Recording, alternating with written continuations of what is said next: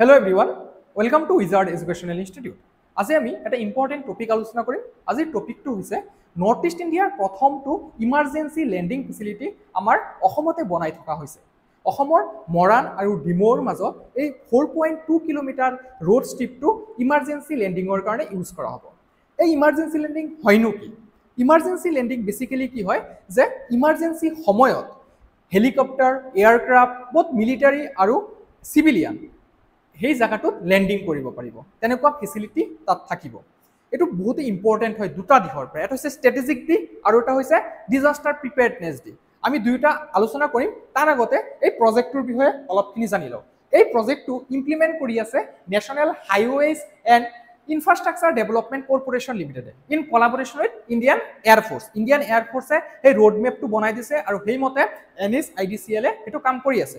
এই যিটো প্ৰজেক্ট, ইয়াৰ টোটেল কষ্ট হৈছে 99.86 crore rupees। Total length 4.2 kilometre, মৰাণৰ পৰা ডিমৌলৈকে থাকিব। 4-ৱে হাইৱে, অ'কে, 4-ৱে লেন হয়। এইটো নেশ্যনেল হাইৱে 127ত বনাই থকা হৈছে। অ'কে, এই যিটো প্ৰজেক্ট এইটো জুলাই 31, 2025 লৈকে কমপ্লিট হৈ যাব আৰু অপাৰেশ্যনেলাইজড হোৱাৰ আশাটো কৰা হৈছে বাই অক্টোবৰ 2025।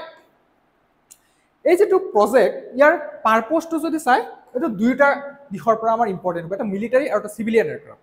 যে মিলিটাৰী এয়াৰক্ৰাফ্ট যেনে Sukhoi 30, ৰাফেল, তেজাছ, MiG-29 আদি লেণ্ডিং কৰিব পাৰিব।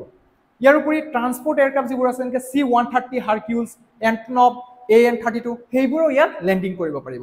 ইয়াৰ উপৰি চিভিলিয়ান এয়াৰক্ৰাফ্ট ইন ইমাৰ্জেঞ্চি চিটুৱেশ্যনছ ইয়াত লেণ্ডিং কৰিব পাৰিব। যদি কিবা কাৰণবশতঃ তাৰ ওচৰত থকা airport, it is Dibrugarh airport, কাম কৰা নাই, তেতিয়া চিভিলিয়ান যিবিলাক এয়াৰক্ৰাফ্ট আছে, এই যিটো ফেচিলিটি ডেভেলপ কৰা হৈছে 4.2 কিলোমিটাৰ ষ্ট্ৰেচৰ মৰাণ আৰু ডিমৌৰ মাজত ইমাৰ্জেঞ্চি লেণ্ডিং ফেচিলিটি, তাত লেণ্ড কৰিব পাৰিব।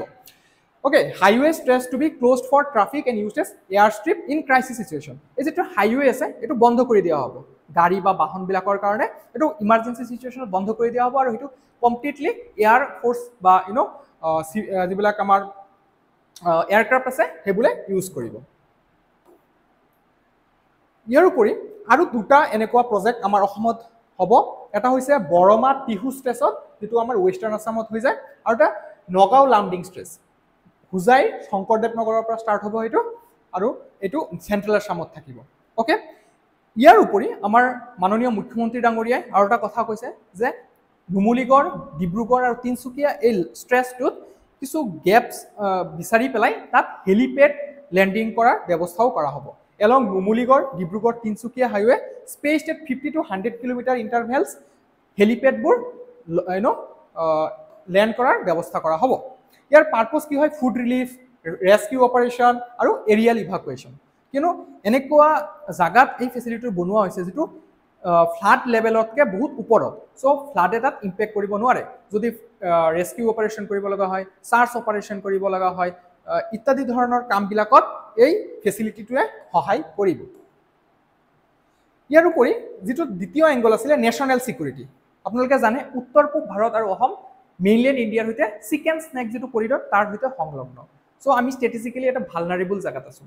চ' আমি বৰ্তমান চেষ্টা কৰি আছোঁ কেনেকৈ আৰু অল্টাৰনেটিভ ৰাস্তা বিচাৰি উলিয়াওঁ। চ' আমি ক'ব পাৰোঁ এটা অল্টাৰনেটিভ ৰাস্তা যে যদি ইমাৰ্জেঞ্চি চিটুৱেশ্যন হয়, বিভিন্ন ধৰণৰ ফাইটাৰ জেটছ, মিলিটাৰী এয়াৰক্ৰাফ্ট ইয়াত লেণ্ডিং কৰিব পাৰিব। Military readiness in North East India. ইয়াৰ উপৰি civilian emergency response, food relief operations across upper Assam. Okay, so' this are the benefits of this project.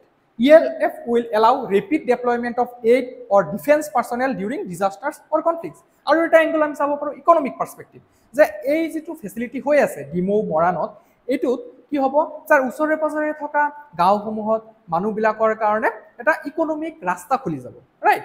চ' এইখিনি আমি চালোঁ আজিৰ ভিডিঅ'টোত। হ'পফুলি আপোনালোকে ভিডিঅ'টো ভাল পাইছে। যদি ভাল পাই থাকে অনুগ্ৰহ কৰি লাইক কৰিব, কমেণ্ট ছেকশ্যনত জনাব আৰু চেনেলটো ছাবস্ক্ৰাইব কৰি ল'ব। Thank U.